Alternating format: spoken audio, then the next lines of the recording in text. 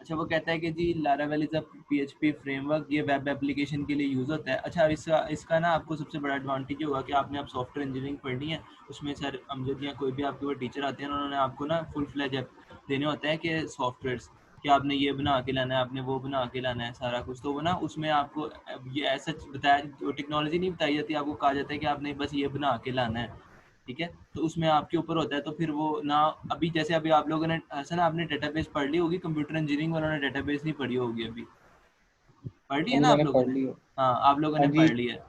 उन लोगों के साथ क्या होगा, हमारे साथ भी ये हुआ है कि हमने सॉफ्टवेयर इंजीनियरिंग पहले पढ़ी है, डेटाबेस बाद में पढ़ी है। तो डेटाबेस डिज़ाइन तो करनी पड़ जाती है, लेकिन अभी डेटाबेस पढ़ी नहीं होती। तो आप लोगों के लिए एक अच्छा एडवांटेज आगे इन्होंने ऐसे कर दिया है। अच्छा, laravel.com पे आप आओगे, आपने ना डॉक्यूमेंटेशन पे क्लिक करना है। अभी देखो लारावेल का वर्जन चल रहा है 8, ठीक है। अभी एक दो वीक पहले तकरीबन 7 था, अब 8 आ गया। उससे पहले 6 चल रहा था, फिर 5.8। हम अभी काम कर रहे हैं बेसिक ना 5.8 पे। 5.8 पे इसलिए कर रहे हैं क्योंकि ना आपको अभी थोड़ा सा चीज़ें ना, मतलब कि वो क्या होता है कि थोड़ी सी टेक्नोलॉजी इंप्रूव हो ही जा रही है। तो अभी जो हम जिस पे अभी मैं आपको थोड़ा सा समझाऊंगा ना, वो हम यूज़ करेंगे लारावेल 5.8, ठीक है। इसकी सबसे पहले इंस्टॉलेशन वगैरह देखते हैं कि है क्या। मैं ना आपको इसकी थोड़ी सी, अगर आप कहते हो ना, थोड़ी सी इसका एप्लीकेशन आपको बता देता हूँ कि बनता क्या है। ये आपको ये CMD नज़र आ रहा है? हाँ जी। ठीक हो गया। अच्छा,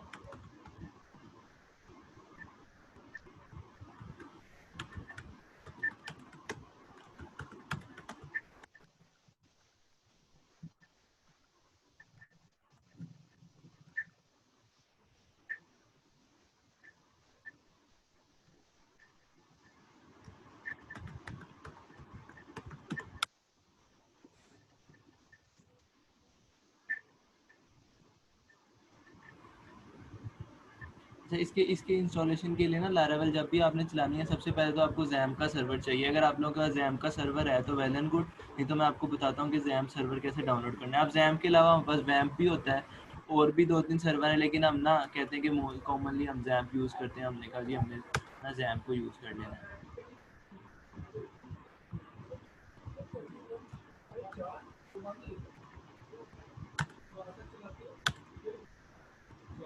देखो, ये ना एक स्कूल मैनेजमेंट सिस्टम था, ये हमने डेटाबेस में थोड़ा सा बनाया था, उसकी हमें ज़रूरत पड़ी थी। तो जस्ट आपको ना जर्नल दिखाने के लिए आप कह रहे हो, क्योंकि आपने देखा होगा कि जो प्रॉपर एप्लीकेशन होती हैं उनके साथ बैकएंड भी आपको चाहिए होता है, जो जिसे कहते हैं कि क्लाइंट की रिक्वायरमेंट होती है, वो एक पूरा सॉफ्टवेयर से चाहिए होता है, खाली उसको फ्रंट एंड नहीं चाहिए होती। लेकिन ये काम किस तरह होता है, पेयर्स में फ्रंट एंड वाले फ्रंट एंड बना के देते हैं। देखो, जैसे ये आपने देखा होगा, ये ना देखो, ये मोबाइल उसमें है, मतलब मोबाइल वर्जन में भी है, जैसे रिस्पॉन्सिव है, देखो ये उसके मोबाइल में चला गया। इसी तरह आप उसे बड़ा करोगे वो, तो ना ये सारी चीज़ें फिर ना फ्रंट एंड वालों ने देखनी होती हैं। तो ये सारा कुछ बनाया। अब ये बैक एंड वालों ने देखना है कि एंट्रीज अंदर जा कैसे रही हैं, सारी रिपोर्ट्स कैसे बन रही हैं, वो सारा कुछ। तो ये ना जस्ट जनरल आपको थोड़ा सा बताया कि ये जो बना ना, ये लारावेल पे बना है। अब इसका अगर मैं आपसे थोड़ा सा कोड भी शेयर कर दूँ, तो कोड भी ना जस्ट वही है, आपको HTML CSS वगैरह के साथ काम करना आना चाहिए। जैसे ये देखो ना, देखिए डरना नहीं है इन चीज़ों से, बड़ी सिंपल सी हैं। अगर आप लोग जिसे कहते हैं C++ पढ़ी है ना, वो बेसिक चीज़ें, फोर लूप इसमें आ जाएगा, ठीक है। इसमें फॉर्म कैसे बनते हैं, वो सारी चीज़ें जो बिल्कुल बेसिक बेसिक स्टफ है, थोड़ा थोड़ा करके आपको एक्सप्लेन करूँगा, आपको ना समझ लगती जाएगी। अच्छा, सबसे पहले ना स्टेप 1 में आपने ना जैम डाउनलोड करना है। यहाँ से आप चलो जाओ, आप लोग जैम डाउनलोड कर लो। जैम डाउनलोड करके उसकी सिंपल सी इंस्टॉलेशन है, यहाँ से कोई भी उसका लेटेस्ट वर्जन डाउनलोड कर लो। आपने जैम डाउनलोड कर लिया, उसकी सिंपल सी इंस्टॉलेशन है। जब वो इंस्टॉल हो जाएगा, आपने यहाँ पे क्लिक करना, और ये पहले दो, ये दोनों बाय डिफ़ॉल्ट इस तरह होंगे, आपने इन दोनों को ना स्टार्ट कर देना। अच्छा, ये दोनों स्टार्ट हो गए। अब सबसे पहले आपने ना यहाँ पे जाना लारावेल की इंस्टॉलेशन पे। आप देखें लारावेल की इंस्टॉलेशन पे आपको सबसे पहले कहता है कि आपका जो PHP का वर्जन है ना, वो 7.1.3 से ऊपर होना चाहिए, ठीक है। तो अब जो आप लेटेस्ट जैम्प इंस्टॉल करोगे ना, उसका वर्जन जो है ना, वो बाय डिफ़ॉल्ट जिसे कहते हैं वो ज़्यादा ही होगा, ठीक है, उसके साथ। अब वो कहता है कि आपने ना इसके लिए कंपोज़र डाउनलोड करना है। अब कंपोज़र क्या होता है? कंपोज़र एक ऐसी चीज़ है जिसके थ्रू ना हम लारावेल को ना रन करते हैं, ठीक है। आपने Node.js में देखा होगा, वो npm और npx मैनेजर होते हैं, अगर आप लोगों को ना थोड़ा सा आइडिया हो, तो इसके लिए ना हम यूज़ करते हैं कंपोज़र। तो अब हमने डाउनलोड करना है कंपोज़र, ठीक है। कंपोज़र डाउनलोड करने के दो तरीके हैं। या तो आप CMD पे ना, ये यहाँ पे आप आओ, CMD CD, या बल्कि ना आप कंपोज़र की जो ये कमांड है ना, सीधी ये, ठीक है। आप इसको आपने ये भी देखना है कि है ना आपका जो है ना जैम्प वो सी में पड़ा है या डी में पड़ा है, ठीक है। जहाँ पे वो पड़ा होगा ना, जैसे मेरा जो जैम्प है ना वो पड़ा हुआ है सी में, तो ये बाय डिफॉल्ट मैं सी ड्राइव में हूँ, मैंने यहाँ पे ये पेस्ट करनी है और ना यहाँ पे क्लिक एंटर करना है, तो ये ना थोड़ी सी कमांड रन होने लग जाएगी। मेरे पास पहले से इंस्टॉल हुआ है इसलिए मैं इसे चला नहीं रहा, लेकिन अगर मैं इसे लिखता हूँ ना कंपोजर, तो देखो यहाँ पे लिखा आ जाएगा, मुझे पता चल जाएगा मेरा कंपोजर सक्सेसफुली इंस्टॉल हुआ है कि नहीं हुआ। अब यहाँ पे ये देखो, यहाँ पे कंपोजर रन हो गया। अब यहाँ पे ये लिखा आ गया, यहाँ पे इसने बता दिया कंपोजर, ठीक है। उसने वर्जन भी बता दिया, इसका मतलब मेरे पास जो कंपोजर है वो इंस्टॉल हो गया, ठीक है। कंपोजर इंस्टॉल करने के बाद जो हमारा नेक्स्ट स्टेप है वो कहता है आपका कंपोजर इंस्टॉल हो गया, अब आपने ना नया प्रोजेक्ट क्रिएट करना है, ठीक है। नया प्रोजेक्ट क्रिएट करने के लिए उसने एक कमांड बताई है, लारावेल न्यू ब्लॉग। आप लोगों को कोई भी क्वेश्चन हो ना आप चैट में सेंड कर दें, या अगर आपका माइक वगैरह होना है तो अजन आप वैसे भी पूछ लो, कोई इशू नहीं है। देखो सी आपने यहाँ पे देखा है कि अगर आप देखो मैं बाय डिफॉल्ट सी ड्राइव में हूँ, लेकिन मैं यूजर के अंदर और उसके अंदर मेरा सॉफ्टवेयर प्रो के नाम से फोल्डर है जिसके अंदर मैं हूँ। तो मुझे सबसे पहले किस में जाना पड़ेगा, सी डी डबल डॉट और बैक स्लैश करके, ये मैं एक फोल्डर पीछे आया, फिर ये मैं दूसरा फोल्डर पीछे, अब मैं सी ड्राइव में आ गया हूँ। अब आपको पता है कि आपका जैम कहाँ पे पड़ा हुआ है, मेरा जैम पड़ा हुआ है सी डी, सी के अंदर मेरा फोल्डर है जैम।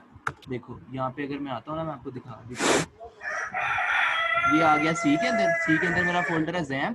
जैम के अंदर क्या होना चाहिए, एचटी डॉक्स। एचटी डॉक्स के अंदर ना हम सारे प्रोजेक्ट बनाते हैं, जैसे ये मेरे प्रोजेक्ट पड़े हुए हैं ना सारे, यहाँ पे आपने प्रोजेक्ट बनाना है। तो अब हमने इधर से इधर आना है, जैप के अंदर आगे फिर आपने लिखना है C D change directory H डॉक्स, ठीक है। फिर आपने अब आपने ना यहाँ पे नया प्रोजेक्ट बनाना है, ठीक है। अब उसने नए प्रोजेक्ट की कमांड बताई थी लारावेल न्यू ब्लॉग।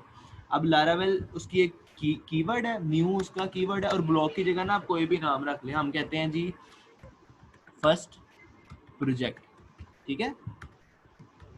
ये रख दिया हमने नाम। अब आपने क्लिक एंटर करना है, तो यहाँ पे ना इसने प्रोजेक्ट क्रिएट करना है। वो देखो कह रहा है क्राफ्टिंग एप्लीकेशन, इसको 3 से 4 मिनट लगेंगे, ये ना आपके लिए ना पूरा एक वो ना आपको क्रिएट करेगा ये प्रोजेक्ट। देखो यहाँ पे क्रिएट हो रहा है। अच्छा, अभी तक इतने इतने में आपको कोई इशू तो नहीं है? अगर कुछ इशू है तो आप लोग ना साथ साथ पूछ लो।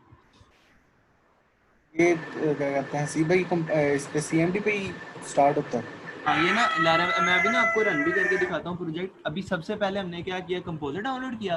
कंपोजर कह रहा हूँ, सबसे पहले हमने जो है जैम्प अपना डाउनलोड किया, जैम्प को रन कर दिया, ठीक है। जैम्प को रन करने के बाद हमने कंपोजर चलाया। कंपोजर कैसे किया हमने, कंपोजर देखो कंपोजर भी डाउनलोड करने के ना 2 तरीके हैं, मैं आपको दोबारा बता देता हूँ। देखो एक तरीका है, यहाँ से कंपोजर की आप ये कमांड रन करोगे ऐसे, तो कंपोजर डाउनलोड हो जाएगा। अगर कंपोजर इन केस डाउनलोड नहीं होता, इशू आ जाता होता है, ठीक है। डिफरेंट मशीन्स के ना इश्यूज होते हैं। अगर यहाँ से डाउनलोड नहीं होता तो एक एरर जनरेट करेगा कि कंपोजर डाउनलोड नहीं हो रहा। आपने जो कंपोजर है ना, इस पे क्लिक करना है, ठीक है। ये आपको ले जाएगा getcomposer.org पे। ये कंपोजर की ना वेबसाइट है जहाँ से आप कंपोजर डाउनलोड कर सकते हो। आपने यहाँ पे डाउनलोड करना है, डाउनलोड पे क्लिक करके ना आपने यहाँ पे ना ये दिखा है ना composer setup.exe download and run, आपने इस पे क्लिक करना है। तो ना ये एक्सटर्नली कंपोजर को डाउनलोड करेगा, जैसे कह रहा है कंपोजर सेटअप।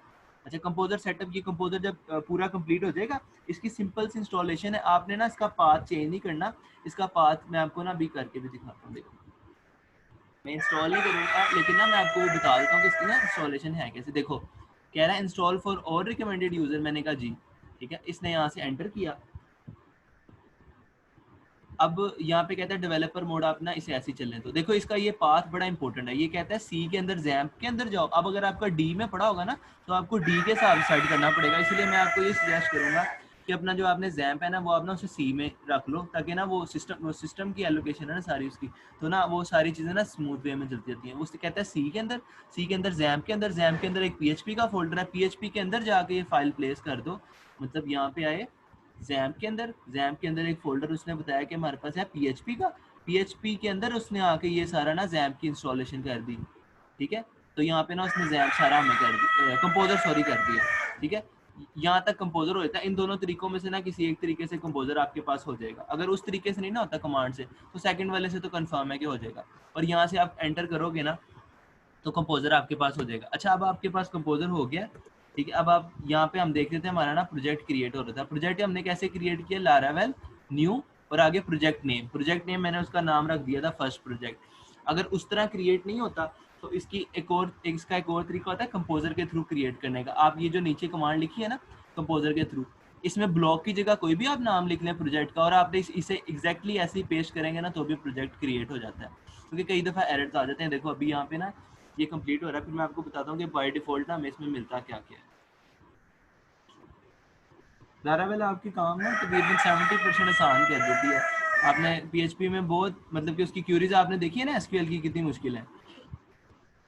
हाँ जी। उसमें एक डॉट या कोमा मिस हो जाए तो आप लोगों के लिए इतना इश्यूज बन जाता है। लेकिन इसमें इसकी क्यूरीज ना उसने जिसे कहते हैं ना, वो उसने थोड़ा सा आप लोगों के आसानी ऐसे किया है कि आप इसकी क्यूरीज वगैरह लगाओगे तो उसने ना उसको बड़ा ऑप्टिमाइज कर दिया कि आप लोगों को जो उसकी कम्प्लेक्सिटी है वो नज़र भी नहीं आती, आप उसको बड़े सिंपल वे में करके ना आप उसकी क्यूरीज आसानी से लगा लेते हो।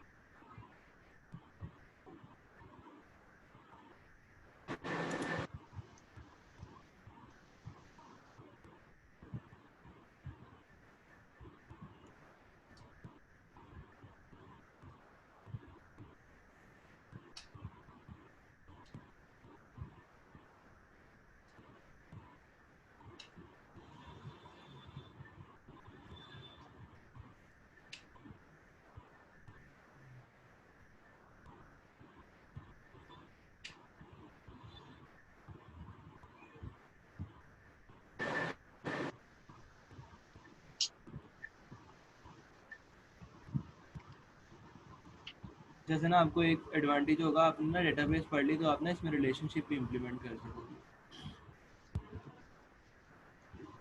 हाँ जी, ठीक है।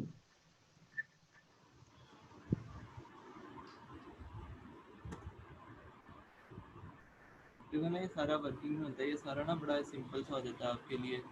आप लोगों ने थोड़ा सी शार्प में भी काम किया, आप लोगों को थोड़ा सा आइडिया पहले भी है, लेकिन इसका ना इन्वायरमेंट थोड़ा सा चेंज चला रहा है। तो मैं आपको ना इसका थोड़ा सा तब तक ओवरव्यू दे देता हूँ जब तक इसकी इंस्टॉलेशन हो रही है।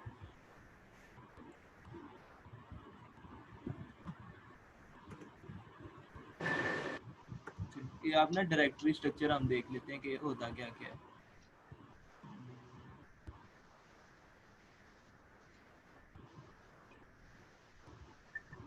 यहाँ से मैं आपको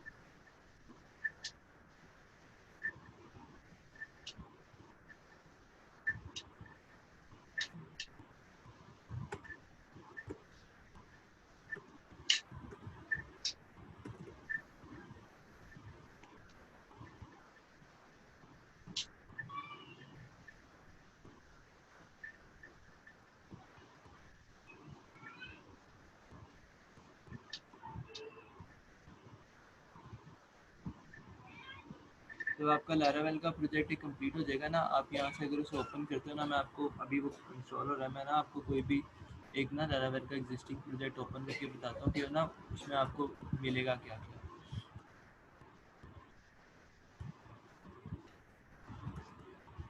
वो आप एच टी डॉक्स में आगे मैं कहता हूँ मैं आपको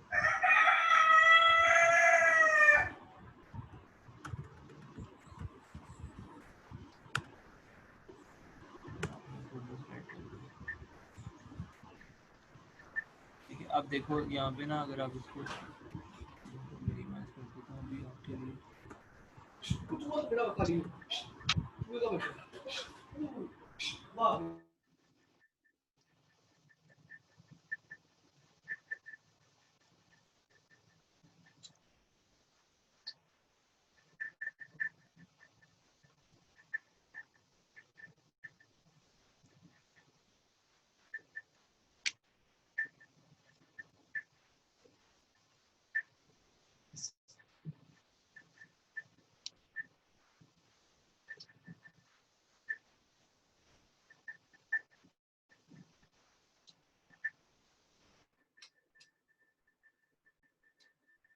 जी भाई, आपकी आवाज़ नहीं आ रही।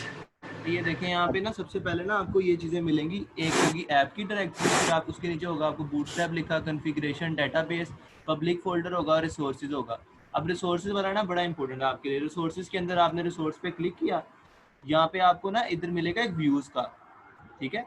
इसका मतलब जितना भी हमारा फ्रंट एंड होगा ना वो हमारा होगा व्यूज़ के अंदर। देखो व्यूज़ के आपने क्लिक किया, व्यूज़ के अंदर मैंने ना एक बनाया हुआ है फोल्डर मॉड्यूल्स का, ठीक है, और एक मैंने फोल्डर बनाया हुआ है पैनल का।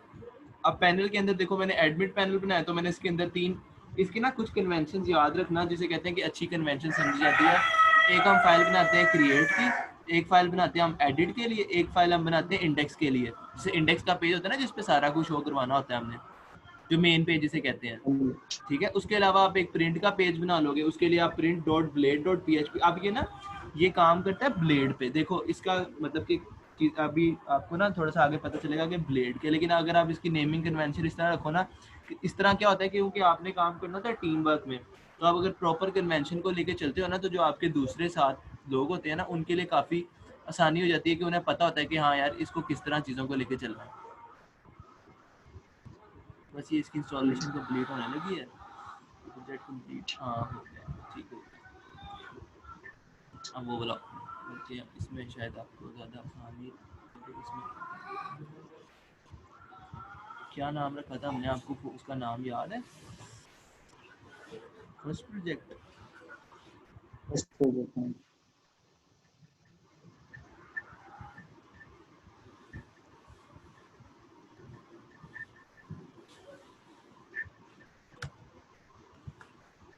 हाँ ये आप देखो, ये आपने ना आपका आपको आपने ना जब उसको ओपन करना है ना, आपको ये सारी चीज़ें उसके अंदर मिली हैं, ठीक है। ये पहला सारा कुछ ना पहले से बना हुआ है, ठीक है। इसमें से ये फाइल्स है ना, ये सारी नीचे वाली, ठीक है।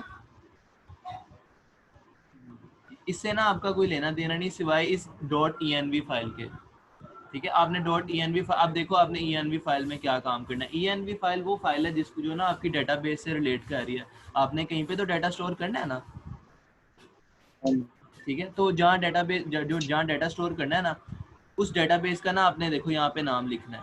अब बाय डिफॉल्ट इसने उसका नाम लिखा हुआ है लारावेल। अब आपने डेटाबेस का नाम कैसे रखना है, जब आपने XAMPP इंस्टॉल कर लिया हुआ है ना, तो यहाँ पे आप देखो क्या लिखती होती हो, लोकल होस्ट।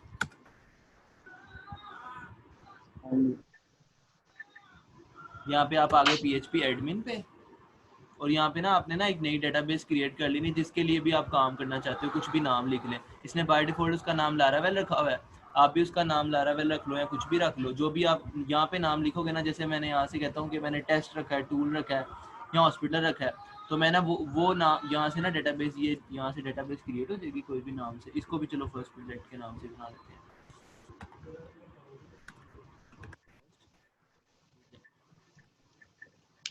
ये हमने क्रिएट कर दिया, ठीक है। और आप सेम नेम जाके ना आपने यहाँ पे लिख दिया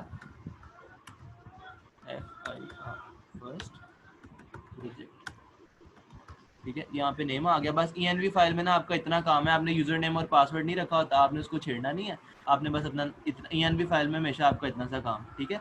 ये वेंडर की फाइल में आपको कोई काम करने की जरूरत नहीं है, टेस्ट फाइल में आपने इसको नहीं छेड़ना, स्टोरेज को आपने नहीं छेड़ना, ठीक है। राउट्स, अब राउट्स देखो, राउट्स में देखो उसने क्या किया, उसने कहा कि जब भी बैकस्लैश जिसे कहते हैं ना, ये जब भी यूजर ऐसे लिखेगा ना, जब भी यूजर ये लिखेगा ना आगे ब्राउजर पे, तो आपने इसको क्या शो करवाना है, वेलकम पेज, ठीक है। अब ये वर्क कैसे कर रहा है, मैं ना आपको थोड़ा सा अगर इसको ना, बल्कि मैं आपको थोड़ा सा इंट्रो ये सारी चीज़ें दिखा देता हूँ, फिर आपको ना मैं रन करके दिखाता हूँ। देखो रिसोर्स के अंदर आपका आ गया व्यूज, CSS जो होती है वो आपने इसके अंदर लिखनी होती है, जावास्क्रिप्ट इसके अंदर लिखनी होती है, और ये लैंग्वेज को इसी तरह होता है। फिर जो होता है ना, आपने देखा होगा कुछ वेबसाइट्स में ना उर्दू लिखी होती है, हाँ ठीक है। जी, उसको उसको इस फोल्डर में आके लिखते हैं। जो आपने लिखा होता है व्यूज, ये व्यूज के अंदर ना उसने एक फोल्डर बनाया है, ये फ्रंट एंड का वेलकम डॉट ब्लेड, इसके अंदर इसने उसकी स्टाइलिंग कर दी हुई है। ये बाय डिफॉल्ट ना लारावेल आपको बना के देता है।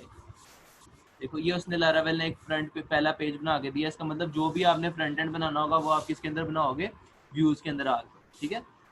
अब एक होता है पब्लिक का फोल्डर, इस पब्लिक के फोल्डर को आपने कुछ नहीं कहना। डेटाबेस के फोल्डर, ये आ गया डेटाबेस का फोल्डर। डेटाबेस के अंदर फोल्डर एक के अंदर था माइग्रेशन। जितनी भी डेटाबेस आप इसके अंदर क्रिएट करोगे, जैसे इसने ना यूजर टेबल बनाया हुआ है, ये देखो, वहाँ पे आप क्या करते हो, स्पेशल जाके टेबल बनाते हो ना डेटाबेस में, मतलब यहाँ पे आपने एक नेम क्रिएट करना है, आपने ना यहीं पे उसका फादर नेम भी लिखना है। तो आप क्या करोगे, टेबल, उसकी डाटा टाइप आप कहते हो मैंने स्ट्रिंग देनी है, देखो स्ट्रिंग देनी है, और आपने उसका नाम लिख दिया फादर नेम। अच्छा देखो अब थोड़ा सा आप लोगों को गौर करो तो थोड़ा सा डिफरेंस फील होगा। मैं यहाँ से इसे रन करूंगा तो जो डेटाबेस जो मेरी उधर बनी हुई है ना, माई एडमिन पे, एसक्यूएल पे जो बनी हुई है, ठीक है, जिसका अभी मैं नाम सेट कर गया, हाँ उसके जी। अंदर फादर नेम चला जाएगा। पहले क्या होता था कि उसके अंदर फादर नेम लिखते थे तो यहाँ पे यूज करते थे, ठीक है। तो अगर देखो आपको 10-20 एट्रीब्यूट बनाने पड़े तो वहां बनाना मुश्किल है, और यहाँ तो फौरन बन जाती हैं चीजें। अगर आपने कुछ मिटाना है तो यहाँ से मिटाओ और इसे रन कर दो तो फौरन रन हो जाएगा। इसका मतलब कि नया ऐड करना, डिलीट करना आइडिया हुआ थोड़ा सा कि इजी हो गई, इजी हुआ। या आप थोड़ा सा हाँ। इसको आगे वर्क करोगे ना, थोड़ी और चीजें क्लियर होती जाएंगी। कॉन्फ़िगरेशन के अंदर देखो और आप यहाँ, अगर जी, न्यू टेबल बनाना हो। न्यू टेबल भी की भी एक सिंपल सी कमांड है, सीएमडी पर रन करते हैं। अच्छा यहाँ पे ना इसका टाइम ओवर हो रहा है, मैं ना आपको दोबारा लिंक सेंड करता हूँ, ठीक है। इसके ना 40 मिनट्स कंप्लीट हो रहे हैं, मैं आपको ये स्टॉप करके ना दोबारा आपको मीटिंग एंड करके दोबारा लिंक शेयर करूँ। Thank you.